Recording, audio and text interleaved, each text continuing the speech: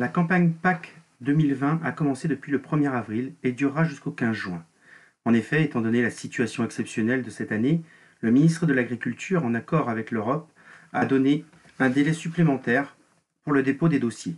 Toutefois, la date clé, la date repère, reste le 15 mai, et c'est même la date limite pour le dépôt des aides bovines. Aucune surface reprise après le 15 mai ne pourra être déclarée cette année.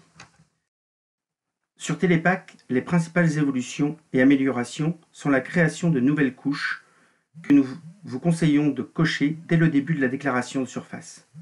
Tout d'abord, la couche prairies sensibles vous permet de visualiser rapidement si vous avez des prairies de ce type sur votre exploitation. Elles apparaissent en rose et nous vous rappelons que le retournement de ces prairies est interdit. La couche cours d'eau BCAE 1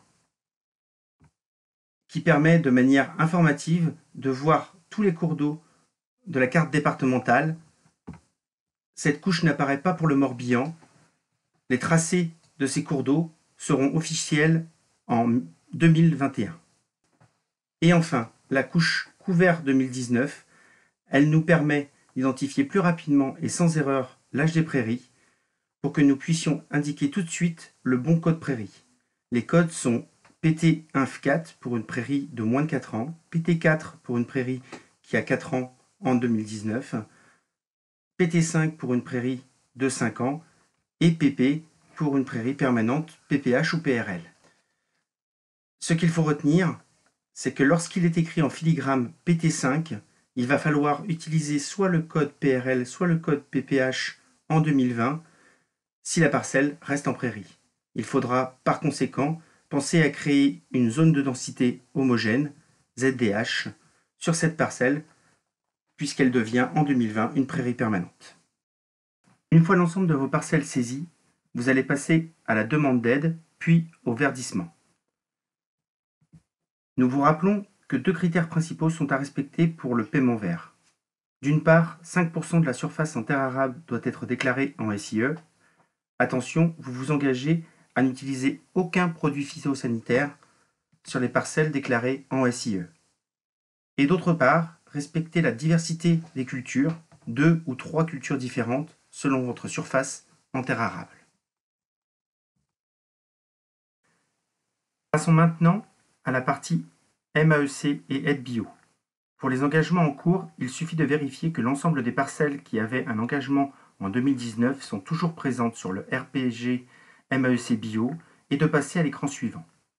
Pour les engagements qui arrivent à échéance au 15 mai 2020, pour la plupart d'entre eux, un prolongement d'1 an est possible sans modification de plafond. Ce prolongement sera possible pour les MAE systèmes de type SPE1, SPM1, SPE2, SPM2 et SPE3 sur des mesures maintien uniquement. C'est-à-dire qu'une SPE2, par exemple, sera réengagée pour 1 an en SPM2. L'engagement de nouveaux contrats de 5 ans sera seulement possible pour les JA et les exploitations en bassin versant algues vertes. Les mesures SPM3 et SPE9 ne peuvent pas être prolongées. Par contre, certaines MAE localisées peuvent être demandées 1 an de plus.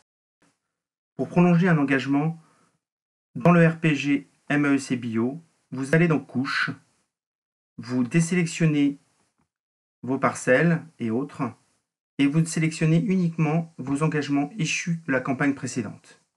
Ensuite, vous cliquez sur un des éléments et cliquez sur « Déclarer prolongation d'1 an ». Vous notez le code type BR, BRET pour Bretagne et puis SPM1 si c'est la mesure que vous aviez précédemment et vous faites enregistrer. Pour les aides bio, pas de modification de plafond. Les contrats de 5 ans sont possibles en conversion et des contrats d'1 an en maintien, s'il y a un historique d'aide bio sur l'exploitation.